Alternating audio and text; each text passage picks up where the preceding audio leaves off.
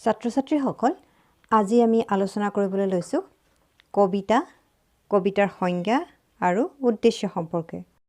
কবিতা এটা পঢ়োৱাৰ আগতে কবিতানো কি তাৰ বিষয়ে এটা সম্যক ধাৰণা থকাটো সকলোৰে বাবে অতিশয় প্ৰয়োজন। কবিতা কি এই বিষয়ে বিভিন্ন পণ্ডিতে বিভিন্ন ধৰণে নিজৰ নিজৰ মত আগবঢ়াইছে। কেইটামান প্ৰসিদ্ধ মত হৈছে প্ৰাচীন অলংকাৰিক আনন্দবৰ্ধনে কৈছে কাব্যস্য আত্মা ধ্বনি, অৰ্থাৎ ধ্বনি হৈছে কাব্যৰ আত্মা। ইংৰাজ কবি ৱৰ্ডছৱৰ্থে কৈছে উপচি উঠি আপোনা আপুনি পাৰ বাগৰি যোৱা আৱেগৰ ঢলেই কবিতা। Poetry is spontaneous overflow' of powerful feelings. ইয়াৰ উপৰি কবিতা সম্পৰ্কে আৰু বহুতো সংজ্ঞা আছে। কবিতা কি ইয়াক ধাৰণা কৰিবৰ বাবেহে দুটা সংজ্ঞাৰ উল্লেখ কৰিছোঁ।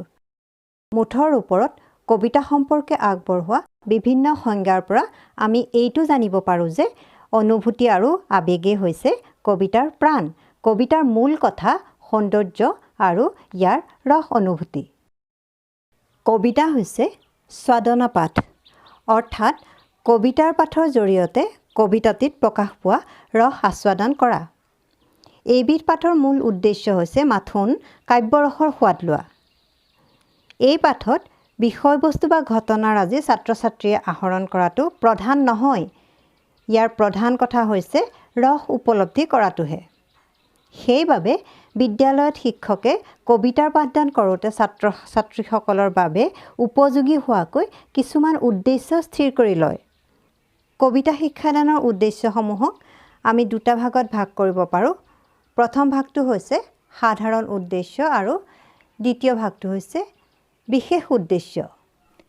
কবিতা পাঠ শিক্ষণৰ সাধাৰণ উদ্দেশ্যসমূহ হৈছে এনেধৰণৰ: কবিতা পঢ়ি ছাত্ৰ-ছাত্ৰীসকলে কবিতাটিৰ পৰা ভাৱ আহৰণ কৰিবলৈ সক্ষম হোৱা, কবিতা পঢ়ি আৱেগ আৰু অনুভূতি উপযুক্তভাৱে হৃদয়ংগম কৰি ৰস আস্বাদন কৰিব পৰা শক্তি বৃদ্ধি কৰা, ছাত্ৰ-ছাত্ৰীসকলে যাতে আৰোহ অৱৰোহ যতি বিৰামসহ উপযুক্তভাৱে কবিতা পঢ়ি কবিতাৰ সৌন্দৰ্যবোধ জগাই তুলিবলৈ সক্ষম হয়।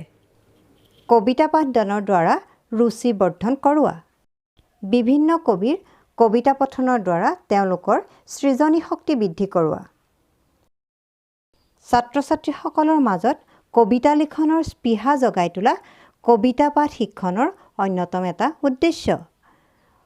কবিতাৰ মাধ্যমেৰে দেশৰ ঐতিহ্য তথা সংস্কৃতিৰ লগত ছাত্ৰ-ছাত্ৰীসকলক পৰিচয় কৰোৱা, ভাষা জ্ঞান বৃদ্ধি কৰা আৰু শব্দৰ ভঁৰাল চহকী কৰা, এইটো হৈছে কবিতা পাঠ শিক্ষণৰ অন্যতম এটা সাধাৰণ উদ্দেশ্য। এইখিনিয়ে হৈছে কবিতা পাঠ শিক্ষাদানৰ সাধাৰণ উদ্দেশ্য। কবিতা পাঠ শিক্ষাদানৰ সাধাৰণ উদ্দেশ্য যিকোনো কবিতাৰ বাবে একেই, কিন্তু কবিতা পাঠদানৰ বিশেষ উদ্দেশ্য পাঠভিত্তিক, অৰ্থাৎ বিশেষ উদ্দেশ্য সদায় বিশেষ কবিতাটোৰ ওপৰত নিৰ্ভৰ কৰে, কিয়নো প্ৰত্যেকটো কবিতাই বিষয়বস্তু, ভাৱ আৰু আদৰ্শৰে এক স্বতন্ত্ৰতা বজাই ৰাখে। সেইবাবে প্ৰতিটো কবিতা পঢ়াৰ উদ্দেশ্য নিশ্চয় ভিন্নই হ'ব। কবিতা পাঠ শিক্ষাদানৰ বিশেষ উদ্দেশ্যসমূহ হৈছে এনেধৰণৰ: কবিতা পাঠ শিক্ষাদানত জ্ঞানৰ ক্ষেত্ৰত এইকেইটা বিশেষ উদ্দেশ্য সাধিত হয়: দেশৰ কৃষ্টি, সভ্যতা আৰু সাংস্কৃতিক ঐতিহ্যৰ লগত পৰিচয় কৰি দিয়া, প্ৰথিতযশা কবিসকলৰ লগত ছাত্ৰ-ছাত্ৰীসকলক চিনাকি হোৱাত সুবিধা কৰি দিয়া।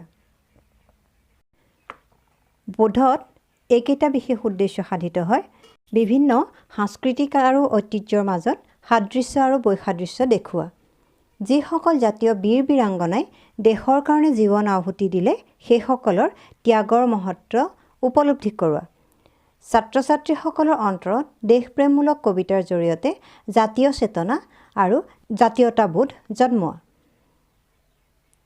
প্ৰয়োগৰ ক্ষেত্ৰত এইকেইটা বিশেষ উদ্দেশ্য সাধিত হয়: ৰস, ছন্দ, ধ্বনি আৰু উপমা আদিৰ প্ৰয়োগ সম্পৰ্কে ধাৰণা লাভ কৰা, শব্দ, জতুৱা ঠাঁচ, খণ্ডবাক্য আদি প্ৰয়োগৰ জৰিয়তে প্ৰকাশভংগীৰ মান উন্নত কৰিবলৈ শিকা, বিভিন্ন ধৰণৰ গীত কবিতা, কথা কবিতা আদি ৰচনা কৰিবলৈ শিকা। কৌশলত সাধিত হোৱা বিশেষ উদ্দেশ্য কেইটা হৈছে জ্যোতি, বিৰাম, লয় আদিৰ প্ৰতি লক্ষ্য ৰাখি সৰব আৰু নীৰৱ পঠনৰ কৌশল আয়ত্ত কৰা। অৰ্থভেদে উপযুক্ত স্থানত স্বৰাঘাত আৰু শ্বাসাঘাত দি শুদ্ধ উচ্চাৰণসহ স্পষ্ট আৰু শ্ৰুতিমধুৰকৈ পঢ়িবলৈ শিকা। মনোভাৱৰ ক্ষেত্ৰত সাধিত হোৱা বিশেষ উদ্দেশ্য কেইটা হৈছে কবিতা প্ৰীতি মনোভাৱ গঢ়ি তোলা, জাতীয় চেতনা আৰু স্বদেশ প্ৰেমৰ অনুৰাগ জগাই তোলা, জাতীয় কৃষ্টি সভ্যতাৰ প্ৰতি আগ্ৰহ জন্মোৱা, কবি সাহিত্যিকৰ ৰচনাত প্ৰশংসাৰ মনোভাৱ গঢ়ি তোলা। ৰুচিবোধত সাধিত হোৱা কবিতা পাঠদানৰ বিশেষ উদ্দেশ্য কেইটা হৈছে কাব্য, সাহিত্য আদি অধ্যয়ন আৰু চৰ্চাৰ প্ৰতি ৰুচি জন্মোৱা, বিভিন্ন ধৰণৰ কবিতা ৰচনা কৰিবলৈ ৰুচি জন্মোৱা, কবিতা প্ৰতিযোগিতা বা আলোচনা চক্ৰত যোগদান কৰিবলৈ উৎসাহ যোগোৱা। এইকেইটাই হৈছে কবিতা পাঠ শিক্ষাদানৰ বিশেষ উদ্দেশ্য। ছাত্ৰ ছাত্ৰীসকল, আজিৰ শ্ৰেণীত আমি কবিতা কি, কবিতা সম্পৰ্কে বিভিন্নজনে আগবঢ়োৱা তেওঁলোকৰ মতামত আৰু কবিতা পাঠ শিক্ষাদানৰ জৰিয়তে কি কি উদ্দেশ্য সাধন কৰিবলৈ বিচৰা হয় সেই সম্পৰ্কে বিতংভাৱে আলোচনা কৰিলোঁ। অহা শ্ৰেণীত কবিতা শিক্ষণৰ বিভিন্ন পদ্ধতিসমূহৰ বিষয়ে আলোচনা কৰিম।